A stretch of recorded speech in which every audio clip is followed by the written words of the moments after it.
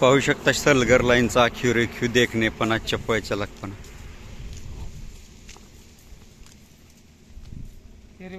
काय नाव तुमचं? कांबळे.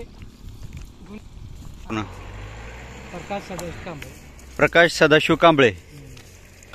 आणि दुसरा कोणाचा आहे? गुंडू रमेश कांबळे. म्हणजे जोगांच्या 7-8 गाय आहेत. वासरा सगळं 30 असतील दोघांचे मिळून. 7-8. वळू आहे का एखादा ब्रीडिंग साठी ठेवलेला घरी? आमच्यात नाही, फक्त गाय सांभाळता. आणि दुसऱ्या गुंड कांबळेंच्या त्यांच्याकडे होता पण ते विकला त्यांनी. असं चांगला होता. पाड आहे ते कुठल्या वळूचे?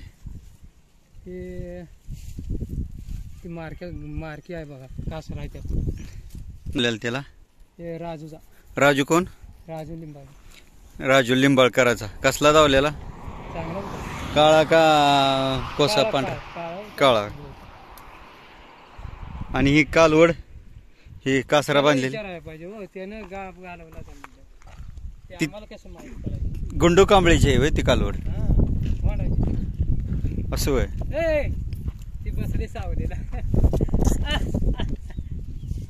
गायींचं दूध काढता?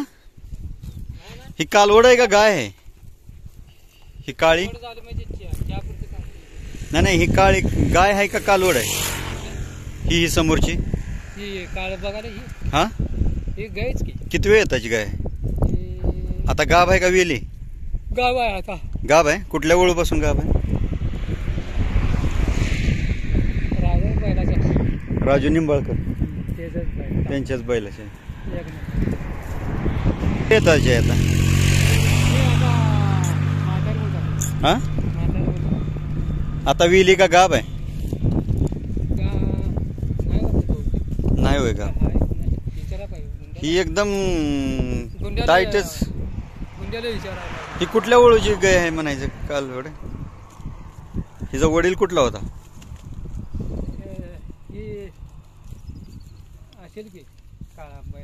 ही कालवड तुमची आहे का त्याची आहे? आमचा आहे. पांढरे म्हणताय. ही पांढरी कालवड समोर ती त्यांची आहे. त्यांची आहे. ही हेंगाटला उडायचा. कुठल्या वळूची आहे? पाहू शकता या भागात एक आहे. जनावरांना केस अंगालगत आहेत, म्हणजे वेलवेट सारखी त्वचा आहे.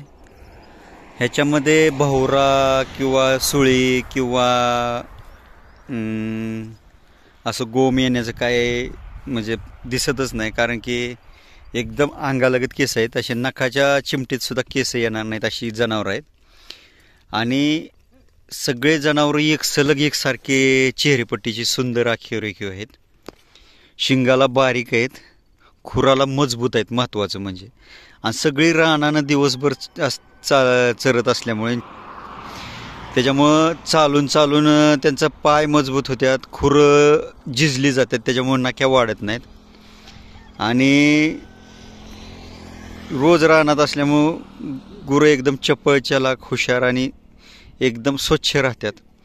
असं दावणीला बांधून जी गुरं असतात जनावरं, दावणीला बांधून असल्यामुळे नाक्या वाढणे, चरबी अंगा वाढणे, गाब न जाणे किंवा जनावर धिम होणे, एवढं चपळ चलाक राहत नाही, सुस्त होतं. तसे नाहीत ही जनावरं. ही जनावरं खूप म्हणजे वेगळ्या टाकूळमध्ये आहेत. पाहू शकता अशा प्रकारच्या गायी खालच्या भागामध्ये बघायला भेटत नाहीत. फक्त सांगोला बाजारामध्ये 5-7 गायी फिरताना दिसतात. आणि जेवढे देवस्थानच्या ठिकाणी जे गायी सोडलेले आहेत देवाला, ते एक जुन्या टाकूळमधून अशा आहेत, शिंगाला लांब किंवा बारीक, चप्पळ चलाक अशा प्रकारच्या.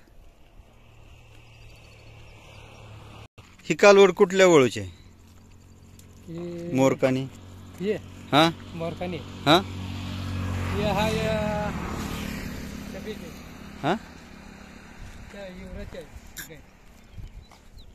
ह्याची आई कुठली? ती पड्याला आहे तांबड्या गाय. ही तांबूस पलीकडची. गया मारतील आणि गेलेला आहे ते म्हणतात. गया तुम्हाला मारतील का मला मारतील? मला वाटत नाही की गया मला मारतील म्हणून.